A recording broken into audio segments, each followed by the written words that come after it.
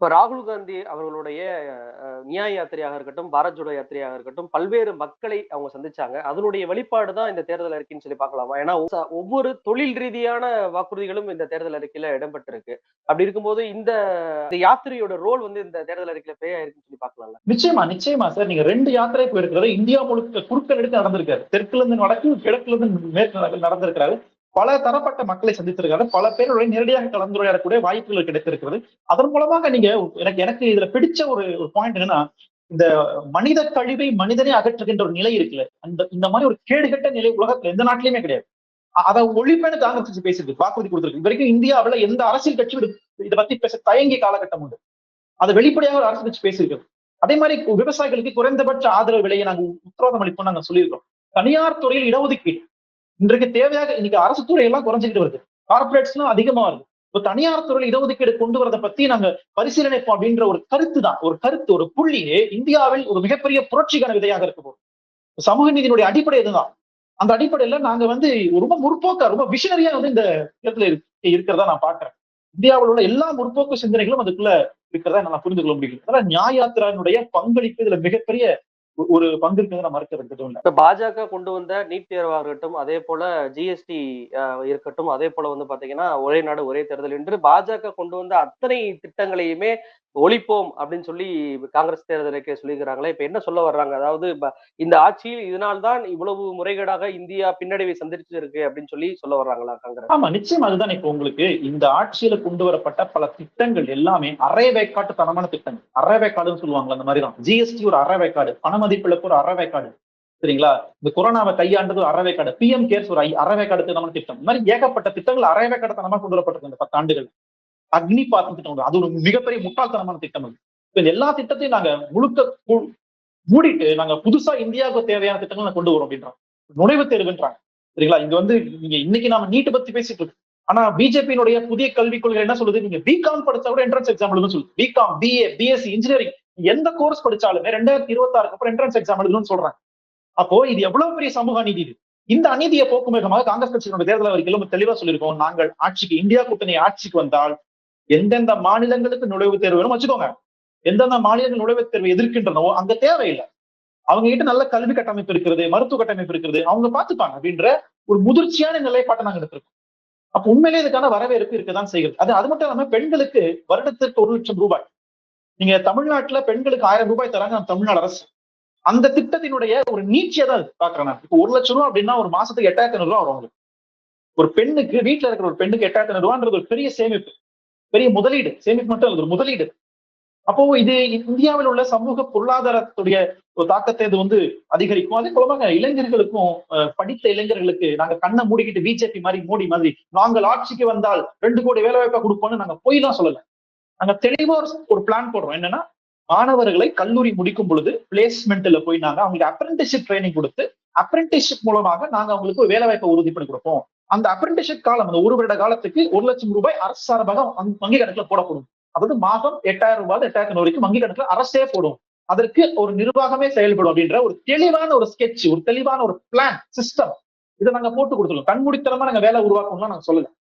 இந்த மாதிரியான ஒரு தெளிவான ஒரு தேர்தல் அறிக்கையாக நான் பாக்குறேன். பெண்களுக்கு 1 லட்சம் ரூபாய் இருக்கு. அதே மாதிரி உங்களுக்கு அரசு துறையில் பெண்களுக்கு சரிபாதி இடஒதுக்கீடு, 50 விழுக்காடு இடஒதுக்கீடு என்பது மிகப்பெரிய ஒரு மீண்டும் புரட்சியாக இருக்கிறது. பிரதிநிதித்துவத்துல முக்கியமான ஒரு பாயிண்டா இருக்கு. அதையும் நம்ம பார்க்கணும்.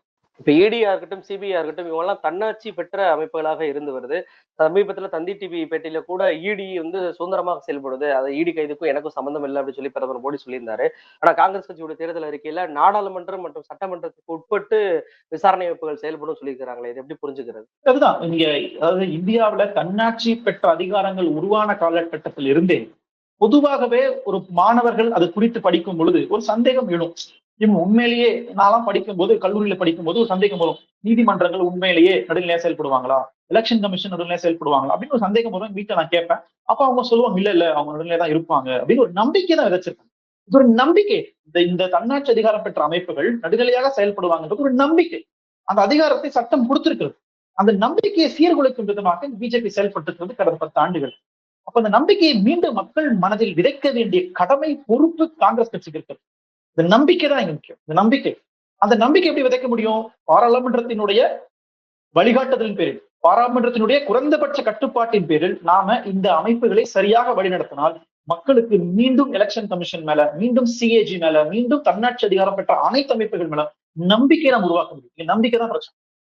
அதனுடைய பொறுப்பை காங்கிரஸ் கட்சி கொண்டிருக்கிறது. அப்படிதான் நான் பார்க்க தேர்தல் அறிக்கையில. இப்ப ஏற்கனவே சமீப காலமாக வேட்பாளர்கள் பாஜக சார்பாக அறிவிக்கப்பட்டவர்கள் வாபஸ் வாங்கிட்டு வர்றாங்க. குஜராத்தில் கூட பல்வேறு பிரச்சனைகள் இப்ப கிளம்பி இருக்கு. கிட்டத்தட்ட ஒரு 4-5 தொகுதிகள்ல அந்த வேட்பாளர்களுக்கு எதிராக பிரச்சனை நடப்பதை பார்க்க முடியுது.